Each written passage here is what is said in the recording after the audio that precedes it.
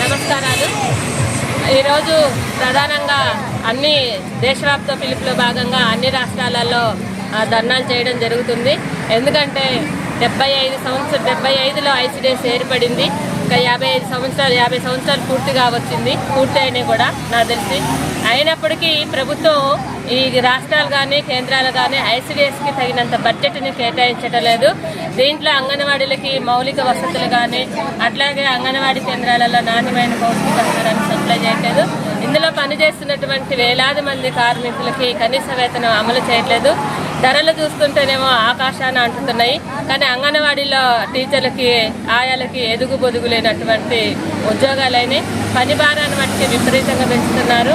GO number 10ని తీసుకొచ్చి 65 సంవత్సరాల నిండి మీరు ఇంటికి పోండి, కనీసం వాళ్ళకి టీచర్కి 2 లక్షలు, హెల్పర్కి 1 లక్ష రూపాయలు ఇవ్వమంటే ఇవ్వకుండా ఉట్టిగానే నోటి మాటలతో ఇంటికి పోమంటున్నారు.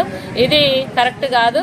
అందుకని ఈరోజు దేశంలో ఇచ్చినటువంటి పిలుపు మేరకు మేము కూడా కలెక్టర్ ఆఫీసుల ముందు ధర్నాలు చేస్తున్నాం. ఇప్పటికైనా ప్రభుత్వాలు మా సమస్యలు విని సమస్యలు పరిష్కరించవలసిందిగా కోరుతున్నాను. టీచర్కి, రిటైర్డ్ అయిన టీచర్కి 2 లక్షలు, హెల్పర్కి 1 లక్ష రూపాయలు, అట్లాగే కనీస పెన్షన్ 10,000 ఇవ్వాలని ప్రభుత్వాన్ని ఇప్పటికైనా అమలు చేయాలని కోరుతున్నాను. స్వాగతం. అలాగే నా పేరు సుఖీ పాపారని, మాది కామపల్లి ప్రాజెక్ట్ అండి.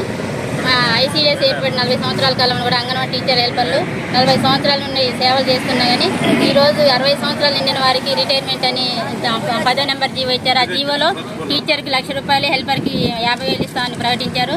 దానికి మా సిఐటి యూనియన్గా మేము దాన్ని అంగీకరించట్లేదు.